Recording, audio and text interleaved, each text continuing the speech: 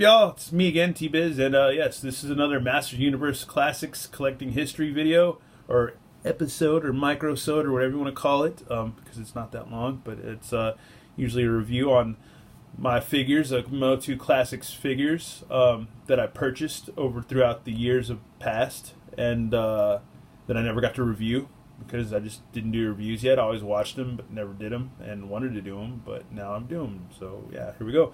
But yeah, we're taking it back to June 15th or 16th of 2010, and it's back when I was living with the almighty She-Biz. We're cohabitating a palace, or whatever, a garage apartment, I believe.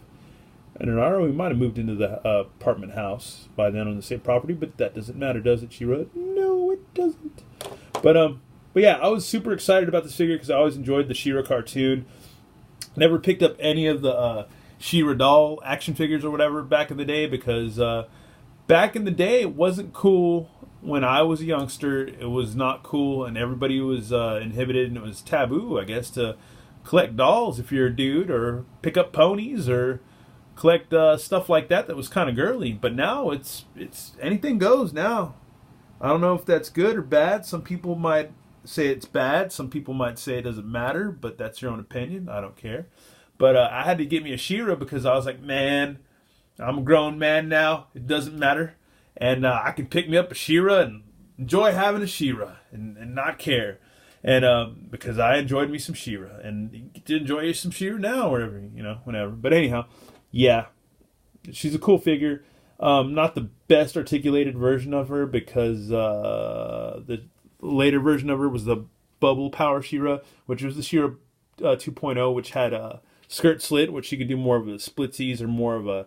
She could splay out her legs more, get some cool dynamic poses a little bit better and stuff. But yeah, other than that, this She-Ra is not bad because this is the first She-Ra that we got. She's pretty cool. As you can see, the hair sculpt is amazing. She comes with this mask that's all glittery and rave-like. She can, go to her fancy parties. And yeah, she comes with a shield and bejeweled or whatever, sword of power or sword of honor, whatever you want to call it. But yeah, she's a good figure. She looks like a Viking woman, Valkyrie or something. But you can also switch that right there. Have it like that, or helm thing or whatever. Cowl helm, whatever you want to call it. And you can also head swap. So let's do that real quick because I like the other head a little bit better. But that one's pretty cool because she's got her eyes wide shut mask or whatever you want to call it. But let me work this out because, man, ooh. Do all them push-ups and all that meat cutting that I do at my job. It's still hard to get these things off. But yeah. Let's pop her other head back on. That ball joint. Grown man power. Alright, there we did it. We got it. I think. Let's make sure, because these things are kind of iffy. But yeah, there she is with her other head sculpt, which is cool. Which you don't have to worry about that thing falling off right here and stuff. And yeah, and I forgot to add too, she comes with a little hairbrushy axe accessory, which this thing is pretty vicious looking. Because you could comb her hair like that. And she will, let's comb your hair. Oh, weird and creepy. But yeah, and it's also just a vicious looking axe that you could just chop some dudes' heads off, or chop some hordemen, or chop a Scorpia's tail off, or whatever. I need to get that figure, by the way. And yeah, it's a cool piece. And it's it goes back to the old school stuff. But let's check out some of her articulation. Like I said, you can't do much with her legs because of that skirt.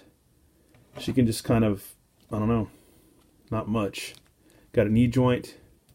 Got an ankle hinge. No rocker, no nothing like that. Got shoulder joint. It swivels all the way around 360. Bicep cut. Elbow. Wrist swivel, same on that side, head, and that's about it. That's all you get pretty much, not much. So she's a cool figure. She looks neat, but you can't do much with her. So when I get to the Bubble Power She-Ra, we'll have a little bit better She-Ra. But she's not bad, and she's still cool. Worth displaying. She's not bad. But let's look at the card, because the card almost did not make it to just existing. Because I guess I must have been really excited when I ripped this figure open. It was just like, oh, God, I got She-Ra. And just ripped her open. But Here's other figures that were available at the time and not available at the time. King Randor. I don't even know if they ever reissued King Randor. And there's He-Man, Man-at-Arms, Adora, because they reissued, I believe they might have reissued Man-at-Arms at some point when I was doing a sub back then. And I know I bought her on a reissue thing. And I got Hordak, I believe, maybe on a reissue too, because I don't think I got those on eBay. But old He-Man I got from Brian's Toys back in the day, because I had to have them if I was going to start collecting these.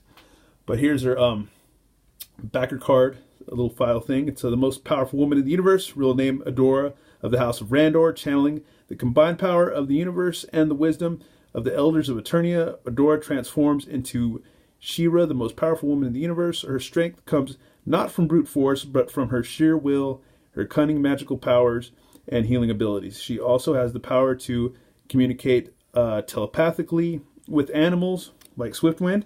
And as both She-Ra and Adora, she helped lead the Great Rebellion of Etheria against the Horde invaders.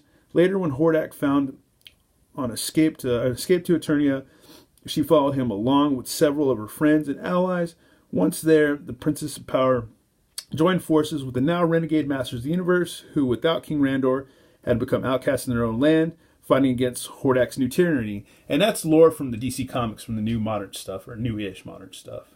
You know, that's new lore from them. But anyways, there you go. That's She-Ra. It's another classics collecting history in the bucket, in the can, so to speak.